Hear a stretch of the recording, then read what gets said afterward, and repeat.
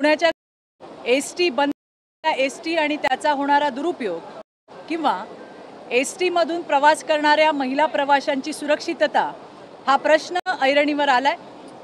यामध्ये आणि प्रताप सर एक SOP बनवली, त्या अनुषंगाने काम चालू झालेलं आहे। आम्ही सुद्धा महिला म्हणून त्यांना काही सूचना दिल्या होत्या, त्या सूचना सुद्धा मान्य झालेल्या आहेत। येणाऱ्या दिवसात एसटी मधील प्रवास महिलांचा आणि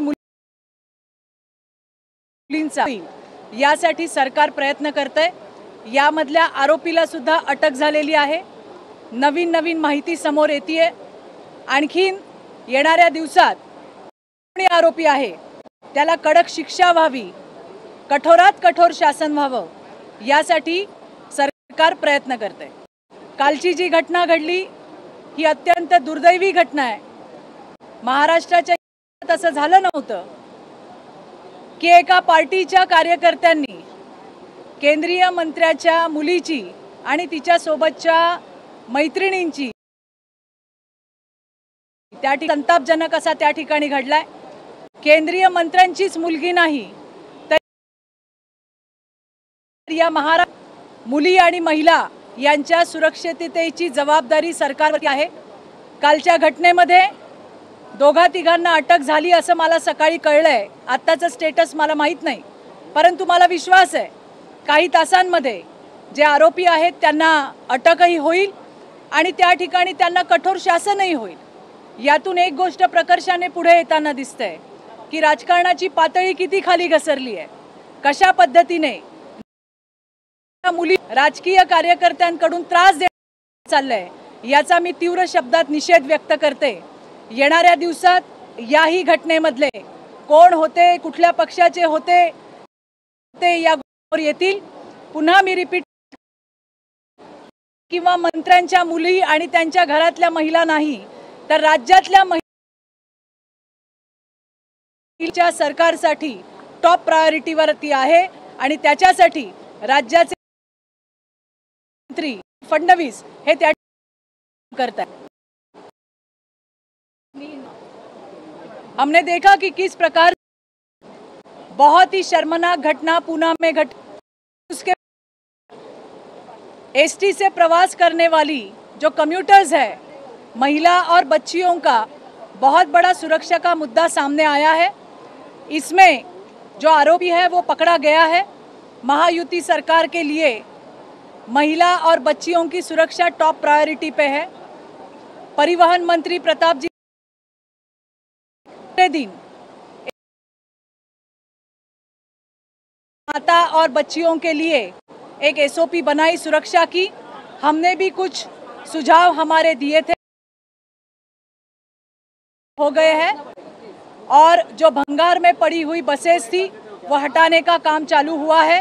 बहुत और कड़े कानून बनाए गए हैं जिसके तहत ऐसे अपराध हम रोक सकेंगे। कल की जो घटना हुई जिसमें देश की केंद्रीय राज्य मंत्री, इनकी बेटी और उनकी जो सहेलियां थी उनको छेड़ा गया, उनको वहाँ पे तकलीफ दी गई। मैं ये स्पष्ट करना चाहती हूँ कि कोई मंत्री ही नहीं, इस महाराष्ट्र की सर्वसाधारण महिला, सर्वसाधारण बच्ची हमारे लिए बहुत महत्वपूर्ण है और सभी के सुरक्षा की जिम्मेदारी ये सरकार की है। इस घटना में भी मुझे यह दुख होता है कि राजनीति कितने निचले स्तर पे ओछी राजनीति हो रही है। ये राजकीय पार्टी के कार्यकर्ता थे, ये कौन से पार्टी के थे, क्या थे, ये आने वाले दिनों में स्पष्ट हो जाएगा। जो आरोपी थे वो पकड़े गए हैं और 2-4 बाकी है, वो भी जल्द पकड़े जाए। इस प्रकार की छेड़खानी ये महाराष्ट्र में बिल्कुल भी सही नहीं जाएगी। फिर से मैं रिपीट करती हूँ, सिर्फ मंत्रियों के, नेताओं के घर की महिला और बच्चियां हमारे लिए महत्वपूर्ण नहीं है। सर्वसाधारण महिला, इस महाराष्ट्र की हर महिला, हर बच्ची, उसकी सुरक्षितता हमारी प्रायोरिटी है। मुक्ताईनगर के केस में सामने आया है कि इनका एक पहले क्रिमिनल भी था। उसके बाद अब क्या सरकार इस बजट सेशन में ऐसा कोई नया लॉ सामने लाएगी या फिर अभी के लॉ लॉ की बात करेंगे तो मैं आप सभी से ये कहना चाहूँगी, ये मेरा व्यक्तिगत कहना है। महाराष्ट्र में पहले आईपीसी और अभी बीएनएस है। ये लॉ बहुत सशक्तपूर्ण है, बहुत सक्षम है। नए कानून आते हैं तो उसका वेलकम ही है, लेकिन पुराने कानूनों को अगर हम उसका स्ट्रांगली इम्प्लीमेंट, कानून है महिलाओं की करने के लिए पर्याप्त, लेकिन फिर भी अगर सरकार कोई नया है तो मैं अगर हम उसके इम्प्लीमेंटेशन, उसकी अमल बजाव कानून बना लीजिए, उसका काम बनेगा।